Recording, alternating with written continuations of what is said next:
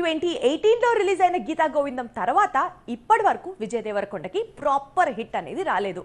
ప్రతి సంవత్సరం కొత్తదనం నిండిన పాత్రలతో ట్రై చేస్తూనే ఉన్న సాటిస్ఫాక్టరీ హిట్ అయితే చూడలేదు మన విజయ్ దేవరకొండ. అందుకనే ఈసారి డబుల్ టార్గెట్స్ ఫిక్స్ చేసుకున్నాడు.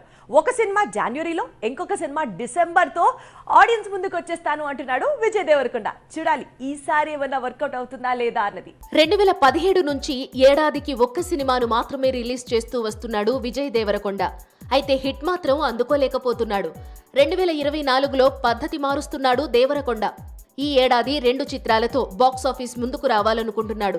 ముందు వేసవి కానుకగా అంటే మార్చిలోనే ఫ్యామిలీ స్టార్ రిలీజ్ అయ్యే అవకాశాలు ఉన్నాయి. మార్చిలో ఫ్యామిలీ స్టార్ రిలీజ్ కాగానే గౌతమ్ తిన్ననూరి మేకింగ్ లో కొత్త చిత్రాన్ని తిరిగి ప్రారంభించబోతున్నాడు విజయ్.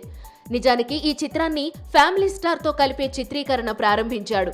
అయితే ఫ్యామిలీ స్టార్ ను సంక్రాంతికి రిలీజ్ చేయాలనే టార్గెట్ తో ముందుగా ఈ సినిమాకు డేట్స్ ఇచ్చాడు. అయితే షూటింగ్ ఆలస్యం కావడంతో, పైగా పొంగల్కు గట్టి కాంపిటీషన్ ఉండడంతో మూవీని వేసవికి పోస్ట్ పోన్ చేశాడు దిల్ రాజు. దాంతో విజయ్ ప్లానింగ్ కొంత డిస్టర్బ్ అయింది. జెర్సీ మూవీతో నాని కెరీర్ లోనే బెస్ట్ ఫిలిం అందించాడు గౌతమ్ తిన్ననూరి. ఇప్పుడు దేవరకొండ కోసం పాన్ ఇండియాకు సూట్ అయ్యే పర్ఫెక్ట్ సబ్జెక్ట్ ను రెడీ చేశాడు. మార్చి నుంచి రెగ్యులర్ షూటింగ్ ప్రారంభించుకునే ఈ చిత్రంలో విజయ్ కు జోడీగా శ్రీలీల హీరోయిన్ గా నటించనుంది.